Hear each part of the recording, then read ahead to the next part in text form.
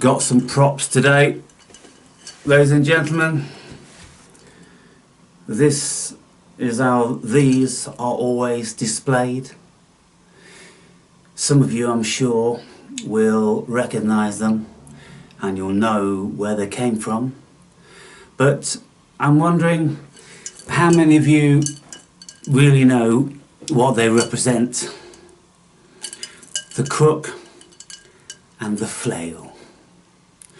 Now, when you go on to Google and you Google what the symbolism of these items was, of course it varies, like all symbolism always does. And what you'll find when you research further is that the crook and the flail used to be represented individually, initially, with pharaohs. And it's something along the lines like a scepter that monarchies always carry. The king and the queen will always carry the scepter. I recently watched Troy, and in Troy, the kings of the time, when they met for battle, they would carry their particular scepter, bejeweled and golden and all the rest of it, and the victor would take the vanquished king's scepter, because it was said that whoever held that scepter was the ruler. And so there's always been symbology of rulership. And when we look at wizards, wizards carrying their staff, which is awesomely powerful, and the wizards always holding up the staff to the cosmos, when there's fire and brimstone coming down, and a form of protection. But when we look back to the old days, like Robin Hood, the fight between Robin Hood and Little John, when they had their huge big staffs, and they're trying to knock each other off this log that goes over the river, for some of you that remember that bit in the film. And of course, to carry a staff in the old days was immensely important for your protection. So that's where you can see that the staff derived from through ancient times to become a symbol of power. And so the Egyptians had their own symbolism, and of course the crook, the shepherd's crook, is for retrieving any lost sheep or goats which fell down a crevice or something like that. They needed to be pulled to safety, or pulled into line. It's a symbol of guidance and help, rescue, whatever. The flail was displayed originally as just maybe a staff with a piece of leather on it, maybe just to beat people, not too dangerously. If you've got slaves and you need to give them a bit of a whooping, then you whoop them with a long thick strand of leather on the end of a stick, and it will sting them, but it won't break their bones, and it won't prevent them from performing their work, you see. And then we have the cat of nines, which is something like this on the ships, when they had the staff with a string or leather with knots tied in it, and then they would flog the bare backs of sailors who had deemed to have contravened something.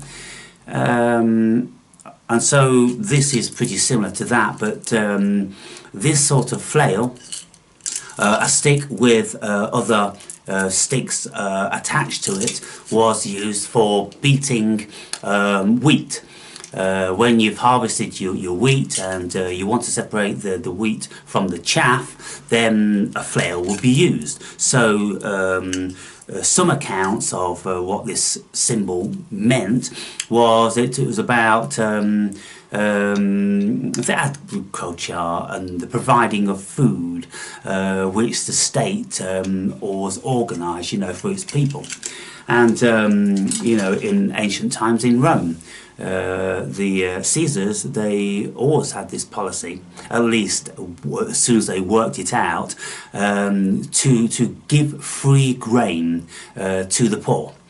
And this is where the term bread and circus comes from, because they gave them the grain so nobody was starving, and so therefore nobody would have an excuse to raise up and to revolt. Always keep the bellies full, at least to a bare minimum, and entertain them. Always provide entertainment. Always provide an outlet for their anger and their frustration. And if they can watch certain sectors of people that they don't like getting eaten by lions and different animals, or slain in battle, then that would satiate the evil human spirit. Good God, you know, how barbaric people, and you know, that hasn't gone away, has it? Because even in modern days we have this cage fighting, which is pretty fierce. You know, you've got people just smashing their fists into the faces of someone until they become unconscious, or elbowing them, and all different sorts of things. So we've not evolved much at all, to be frank. And when you look into the human psyche of how so many young men and women just think it's the most wonderful thing to become a member of the armed forces, to become killers and to go and kill. I mean, you know, how do these people justify their killing spirit? Oh, it's because I'm, you know, protecting my country, or I'm protecting weaker people from tyrants and this, that and the other. If you didn't want to kill, then there's other ways to do that. There really is. Become a fucking diplomat. Become a politician. Become a CEO of a non-for-profit organisation where you can help people and all these different sorts of things. When people join the forces and they learn how to kill, it's because they have killing spirits, people, and they need satiating. So, in Cairo Museum in Egypt, there are Tutankhamun's artifacts, and I've been to that museum, and I've seen many mummies, and a very large portion of them, people, were red-haired, and they still have the red hair now. And this red hair goes back a long time, and when we look at the these giant stones on Easter Island, they're like 25 feet tall, about 10 feet underground and about 15 feet above the ground, and they had a different variety of stone, some sort of a red coral-like stone, and they carved them into like counters, like thick checkers counters, and they balanced these on the top of the heads of these giants, which historians believe they were indicative of red hair. And these red stones, they didn't come from the island, and they have no idea where in the world these red stones came from, as far as my knowledge extends. And how on earth did they get these huge red stones? There must have been a couple of tons in weight, you know.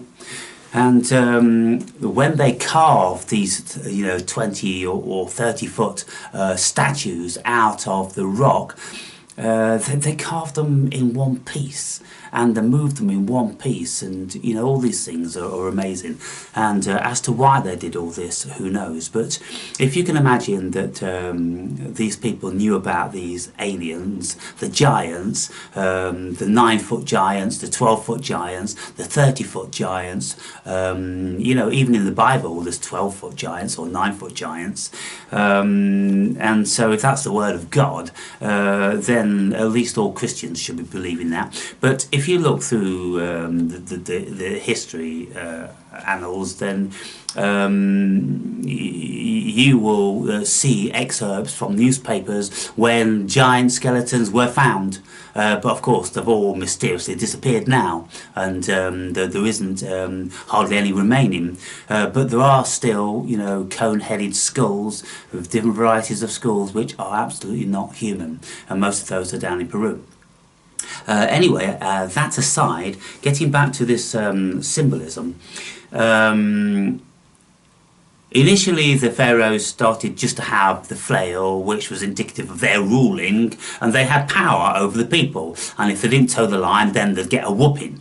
Then they included the crook, which was representative of a bit more kindness and guidance, so they would be guiding with the crook, and they would be ensuring that any of their flock that went a bit wayward would have a few whoops of this.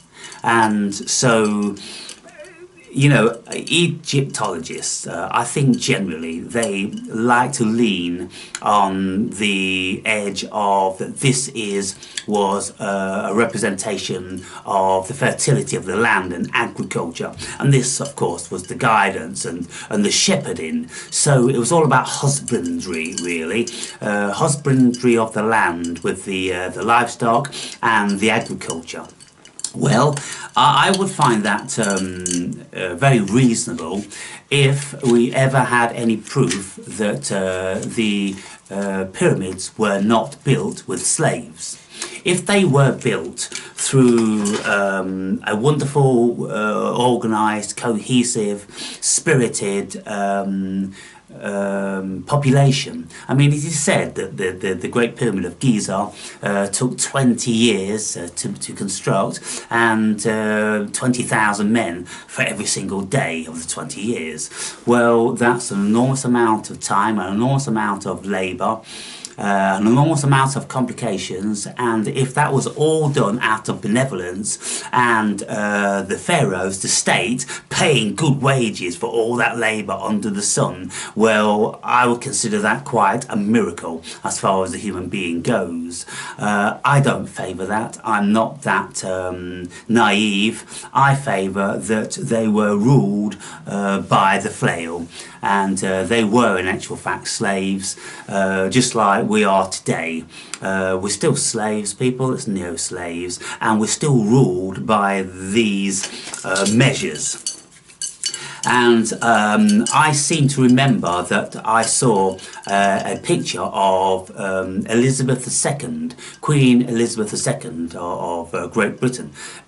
She was depicted with the crook and flail, but going online now I can't find it, and I'm wondering, you know, where did that go? I don't think it was a figment of my imagination, because I remembered at the time reading about this stuff, and of course it is said that all the presidents of America are descendants of the pharaohs, and you know, lots of the monarchy, particularly the British royal family, you know, have got pharaonic bloodlines. And so this is why you know, they have continued with these symbols.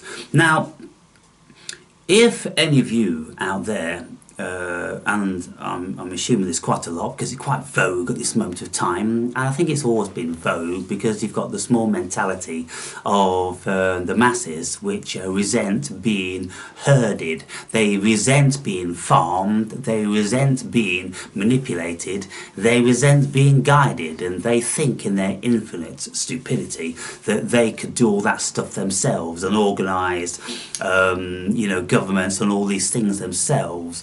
But invariably, of course, that has always been proved not to be the case, because the human being lends themselves to so much corruption, and it always comes down to a power struggle. So this is what the human being has always been. It's always been a hierarchical system, and through their acquired wisdom, they learned how to deploy symbolism. And at the times, if the masses, they would all know, because every time there was a ceremony or something like this, like there are these days with our kings and our queens, they carry the scepter, they carry that the symbol of power. And in the royal family of Great Britain, the scepter has the biggest diamond that's ever been found on the planet. Absolutely huge it is. And so, yes, it's all about power and symbolism, people. And then when the masses see all of these rituals going on, then it just reiterates the power structure that it's always been that way, it always will be that way, so just accept it, and you fare better that way. Now, for those people that resent the power and the imposition of the sublimation of the guidance and the oppression. We've got police everywhere, and we've got power structures, parliament buildings and all that, and they're very imposing. And then, of course, we've got the courts of justice and all this business, and so we are told by that variety of symbolism that there's a balance going on here, and if you get out of balance as far as society and the law is concerned, then you'll be dealt with the arm of justice. And I don't know where it is, whether it's on Westminster or whether it's on the Supreme Court of Great Britain or wherever, but right on the top, there's this Libra type figure. Libra was a female, by the way, and apparently it's the only female sign in the zodiac.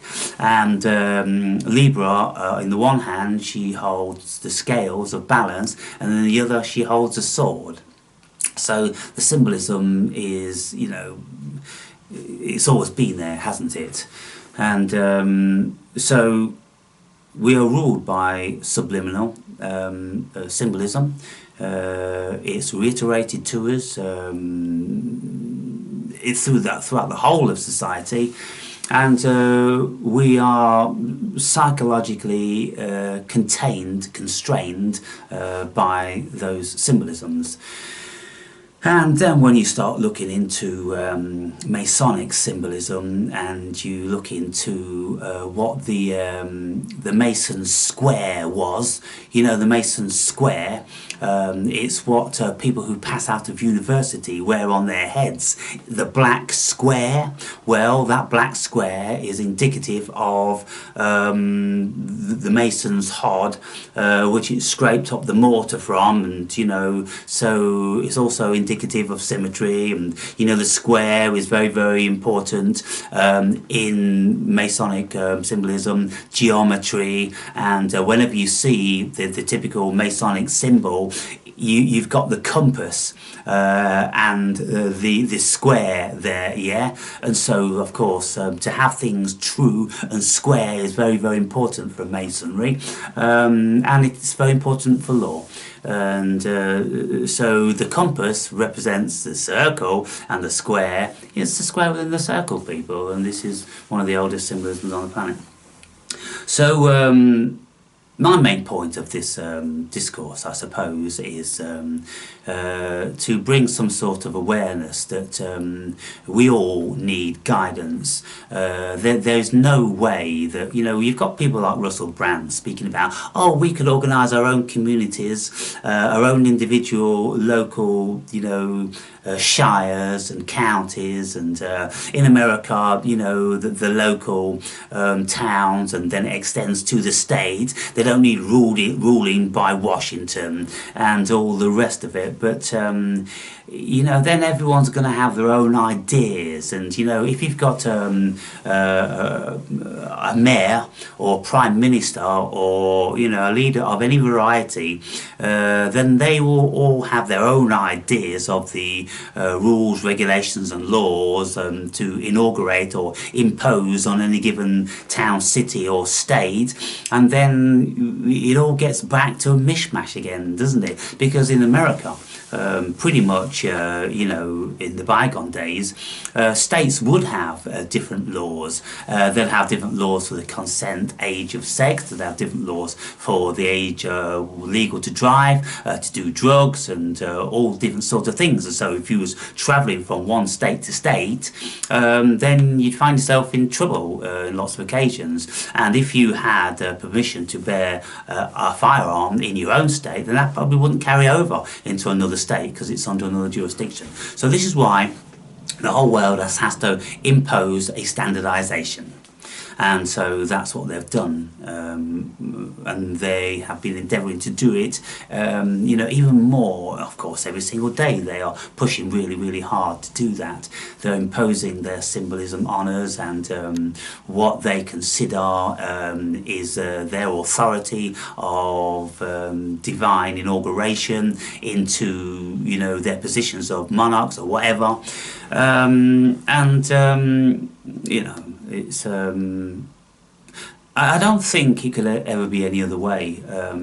Most certainly not with the present state of the human psyche. The human psyche is exceedingly varied in its broadness, in its intelligence, in its awareness, in its wisdom.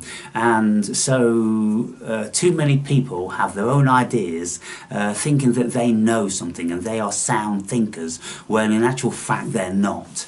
And even Plato in his Republic said that all leaders should be kings and philosophers. They would need to be very, very versed in philosophy to enable them to be a good leader. And I suppose by stating that they all need to be kings is that they all need to be divinely inaugurated. And so their position was chosen by God to rule over the masses. But when you look at it, people, all leaders are chosen by God. But it isn't the God that most people think. Because all leaders are chosen from all different cultures all over the world, and so all these cultures, they don't have the same God as far as religion is concerned, but they do have the same God because we are God, humans are God, consciousness is God, and we are conscious, so therefore we are God. And so when we inaugurate or vote for a leader, then we are doing it through our godliness, through our collective intelligence or desire or wisdom, whatever. And so, if people get their heads around that, if they haven't had their minds poisoned and indoctrinated by religions, when people are intelligent, when they wake up, then they realise that all roads in actual fact do lead to Rome, and Rome is consciousness. Everything comes out of consciousness, and so all these gods and all these devils and demons, they all derive out of consciousness. And if you follow all of these symbols back, then you will go back to the beginning of time, to ancient mythology, where humans were creating gods and demons and invisible powers and all this different sort of thing, because they wanted answers. We want answers, and so if we can't intellectualize answers in a physical sort of way where we can deduce what actually is going on, we can't do this because the world is too complex. So then we we imagine things, and we create stories, and you know, if they sound kind of cool to us, or you know, maybe not even remotely feasible, but you know, hey, you know, we've got nothing better to come up with than there was, you know, a consciousness in the cosmos, and it thought about something and it created something, and you know, it turned out to be evil, and thought, oh fuck, it's evil, so best create something good. You know, all these mythologies around the world, it's all very much like that, people. And to be quite frank, I don't really remember any of these mythologies which start under the premise that everything was all wonderful. Because if everything was all wonderful, then why would this wonderful thing create the evil? Because there's always evil that comes out of this wonderful thing. And so when we look at Yahweh in the Old Testament, and he's supposed to be, you know, this wonderful, caring God, and yet evil has derived from him. All evil from the earth has derived from him. Blame it on, you know, Satan, or blame it on demons, blame it on the human being, whatever, but it all stems from him. It has to, if he created the world, right? So we can never get away with the yin and yang of the cosmos, people. That there's an equal amount of good and equal amount of evil, and we are constantly balancing this stuff. Why do we consider the cosmos like that? Well, because that's how it appears to us. Why does it appear to us like that? Because we have split brains, and so therefore we can think along that line and we can think along that line. Some of us who can do this, then we end up being leaders, people with that facility. People that don't have this dichotomous facility of thinking, then they can't think about the obverse, they can't think about the polar opposite, they can't lend themselves to problem solving, things like this, because they're just thinking one way. And how many people do you know that, you know, I'm going to do this, or I do that, I like this and I like that, and they're also very, very deeply seated in their opinions, and they never offer up any rationale as to why. If you say, why do you this, why do you do that, why you like this, and why you're saying that, they wouldn't know. They'll come out with some bollocks, you know, off the top of the head from their ego, but they couldn't rationalise it, they couldn't intellectualise it. The vast majority of people can't do that, people. And, you know, that's, you know, one of the shocking things that I've discovered throughout, you know, my life, investigating human psyche. And Freud, you know, he said that human beings had 3 devastating blows in its existence. The first one, that we're not the centre of the universe. The second one, that, you know, God doesn't exist. And the third one is that we're not even master in our own houses. We think the ego is the I, it's us and everything like that, but then when you become psychoanalytical, you realise that we don't even have free will. There's so many myriad of other things come into play which move the body, move every cell in our bodies, move all the energy, move the souls and the spirits and all different sorts of things. You know, we're being moved and manipulated from everything, but we can't see that because it is too complex. But some of us can see things, and I write about how I see things in my book. And you know, I have a deep dive into human psychology, spirituality and religion, and the paranormal, and all different sorts of things, with the enormous array of very, very bizarre phenomenon that I've experienced. So then, of course, when you have these experiences, then you want to read about all this different sorts of stuff, and you know, you want to try to get to the bottom of it. And I've been doing that for the past 15 years, and you know, I think I'm making some pretty good headway. But of course, we can make headway, and we can have some pretty good solid evidence via our experience as to why the world is like it is as far as we're concerned. But you see, we've all trodden individuated paths. We've all had individuated life experience. We've all been blessed with a certain genetic endowment of consciousness and intelligence, and we'll all gain an amount of wisdom, be it large or small, on our journey. And so it's this information which is our world, that colours our world, that is actually our world. And so whatever you have between your ears, apparently, and in your body, whatever you are with your souls and your spirits and your wisdom and your intellect and whatever, that's your world. That's what you project back onto the world. So that's why none of us can ever agree on anything, and we get very, very intelligent people. You can have people, let's say 10 people in the room, they've all got an IQ of 200, and they've all took the same IQ test, they're the same age, and you know, all this different sort of thing. And let's say even they come from the same culture, so there's no variances there. Well, the way they perceive the world are all going to be at least somewhat different, but mostly vastly different. So when we listen to people about all this different sort of stuff, they'll talk about this person. Oh yeah, I think he's correct in that, but he's very wrong in that. Well, this is it, you know, because you know, it just seems silly to me that these people have never concluded what I'm saying now, which is a no-brainer. It's because you live in your separate world, people. You know, all you philosophers and all you deep thinkers, you know, all you people, what all you are doing is projecting your life experience onto the world. You are not looking at the world. You are perceiving your world, which is a direct reflection of your experience. And so as far as the world being out there in the abstract, it's a complete illusion and delusion. It's the personal delusion. And this is why, you know, I get somewhat annoyed and frustrated with people like Jordan Peterson, who just seem to think that's the way to find the answer into something, and looking at the biblical corpus and this, that and the other. It's just your fucking idea, mate.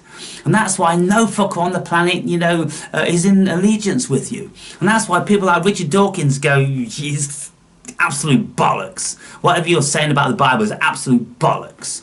Now, why does... And Peterson rates Dawkins for being a super intellect, a very intelligent person. Nobody disputes that. And yet, why do they have such massive... perceptions of the world and what they perceive and what they, you know, intuit and all the rest of it? Why is it so different when you've got, you know, intelligent people of the similar age, from the similar culture and this, that and the other? Why? Because we all live in our own worlds, people. There is no world out there. And, you know, when are people really going to start to be speaking about this? When's Sam Harris going to be speaking about this with fucking Dawkins or Peterson or Dalanante, whatever his fucking name is?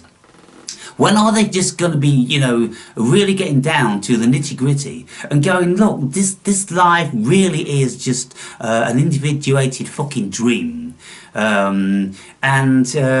know, it's a very bizarre individuated dream because through our rational application we can kind of have some sort of broad consensus with our fellow human beings, you know, in as much as if I'm sitting in a chair in a room now, anyone that's going to be within this room are going to be in agreement that Aaron's sitting in that chair in this room, we're in this room. So there's a general consensus there, but then you see, it's like, what sort of a room is it? What is Aaron? Who is Aaron? And that's where it all gets vastly cloudy, because if those 10 people started to say what Aaron was, then there'd be a great deal of difference in their perception of who and what Aaron was. And then if they were asked to recite what the room was like, they'd go, it had this and it had that, and some of them remember this and some of them remember that, but most of them will forget this and most of them forget that. So when you look at what they wrote, you go, well, there's only a very, very broad simile to the same room, apparently, that you were in. So we asked the question, were you really in the same room? And you can say physically, yeah, physically we're in the same room, but consciously we're not in the same room, are we? And that's what matters, because it's the conscious world that is our world. And it's our individuated conscious world which creates the world that we project. Anyway, people, symbolism. The world needs this shit. It ain't ever going away. It is what it fucking is because the human race is what it is. It's a tiered hierarchical system. It's tiered with consciousness, it's tiered with wisdom, it's tiered with ability, it's tiered with intelligence, it's tiered with spirit, it's tiered with soul. There's a mass amount of difference. And so people who are mostly endowed with more of those attributes get to hold this shit.